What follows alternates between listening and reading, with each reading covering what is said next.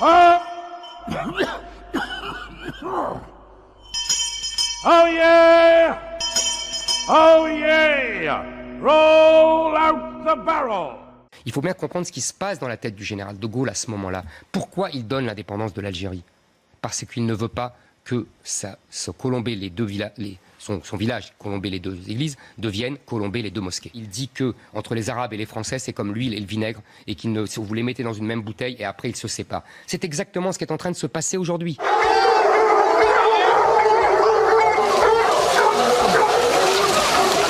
Bonjour à tous, je voulais revenir rapidement sur les derniers propos d'Éric Zemmour, parce qu'ils constituent à mes yeux un bel exemple de l'importance du contexte dans lequel on tient certains propos.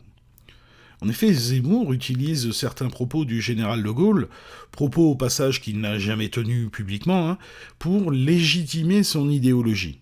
Entre les Arabes et les Français, c'est comme l'huile et le vinaigre, et vous les mettez dans une même bouteille et après ils se séparent.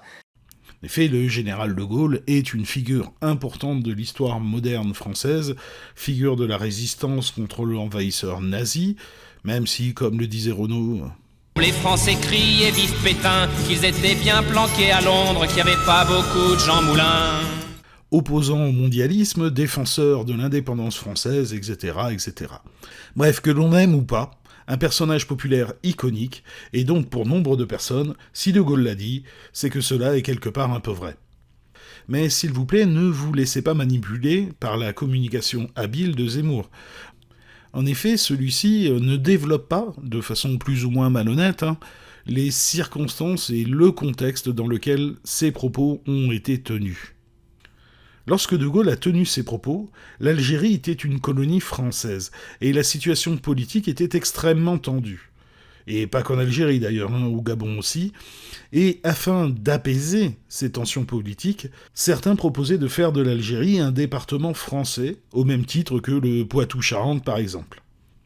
De Gaulle, en parlant d'huile et de vinaigre, refusait cette idée. Il refusait que l'on intègre 10 millions de Maghrébins de confession musulmane à la population française qui en compte environ 50 millions d'un seul coup. De Gaulle a tenu ses propos pour refuser cette logique d'inclusion subite de plusieurs millions de musulmans. Zemmour, qui tient aujourd'hui les mêmes propos, s'inscrit lui dans une logique complètement différente.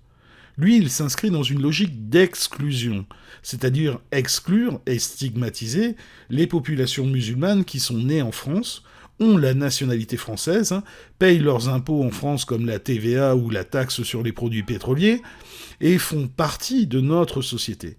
Que l'on adhère à cette logique Zemmour ou pas, on ne peut donc pas se servir des propos de Gaulle aujourd'hui pour justifier et populariser son discours. Il s'agit ici d'une tentative assez grossière de manipulation en utilisant les propos totalement sortis de leur contexte d'une figure de l'histoire moderne française, le général de Gaulle.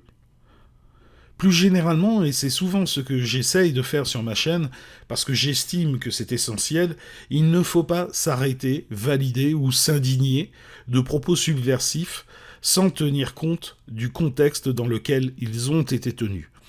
Et cela est valable pour tout le spectre politique, de l'extrême droite à l'extrême gauche. Cette histoire de vinaigre et d'huile en est un parfait exemple. On sort les propos du contexte, ce qui permet de leur donner une toute autre signification afin de justifier sa propre idéologie. Et l'on passe de Gaulle ne voulait pas inclure à « il faut exclure aujourd'hui ». Il ne veut pas accorder la nationalité française. Exactement. C'est exactement ce qui est en train de se passer aujourd'hui. Bref, la logique d'Éric Zemmour se rapproche plus de celle du maréchal Pétain, qui voulait exclure une partie de sa propre population, plutôt que de celle du général de Gaulle, qui refusait d'inclure une population extérieure à la population française. Bref, de Gaulle et Zemmour, c'est comme l'huile et le vinaigre, ça ne peut pas se mélanger.